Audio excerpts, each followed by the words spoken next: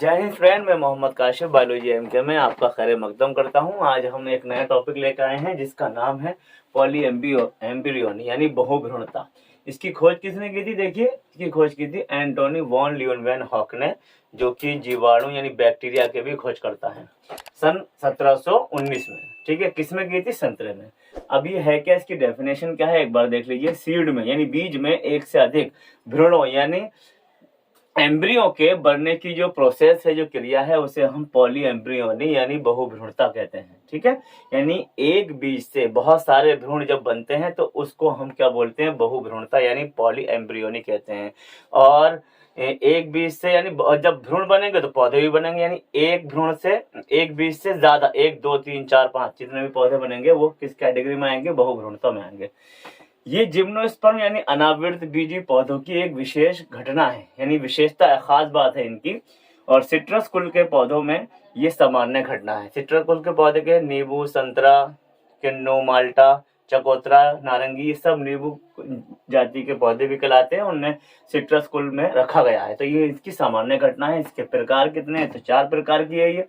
Simple poly embryony जिसे हम सरल बहुभ्रूणता कहते हैं, मिक्स्ड पॉली एम्ब्रियोनी जिसे हम मिश्रित बहुभ्रूणता कहते हैं, क्लीवेज पॉली एम्ब्रियोनी जिसे हम विदलन बहुभ्रूणता कहते हैं, और एडवेंटिव पॉली एम्ब्रियोनी जिसे हम अपस्थानिक बहुभ्रूणता कहते हैं। 4 प्रकार के। अब ये है क्या क्या, इनको और देख लीजिए। सबसे पहले हम सिंपल पॉली एम्ब्रियोनी के बारे में बात करेंगे। इसमें बीजांड में एक से अधिक भ्रूणकोश, ठीक है, होते हैं। इनमें निषेचन के बाद, फर्टिलाइजेशन के बाद अनेक निश्चितांग बनते हैं।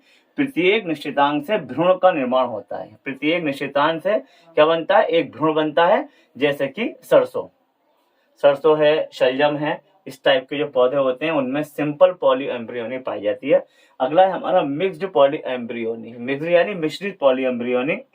इनमें एक से अधिक पराग नलिकाएं बीजांड में जाती हैं। मोस्टली तो एक ही जाती है, लेकिन इनमें एक से अधिक जाती हैं। और अतिरिक्त युग्मक सहायक कोशिकाओं जैसे सिनर्जिट सेल्स भी कहते हैं, और प्रतिमुख कोशिकाएं जिसे एंटीपोडल सेल्स कहते हैं, तो उनसे जाके संलेत हो जाती हैं यानी जुड़ जाती हैं, और जुड़कर 2n यानी द्विगुणित कोशिका का निर्माण करती हैं, डिप्लॉइड कोशिका का, डिप्लॉइड सेल का निर्माण करती हैं। और निर्माण करने के बाद उसी से क्या बन जाता है? भ्रूण बन जाता है।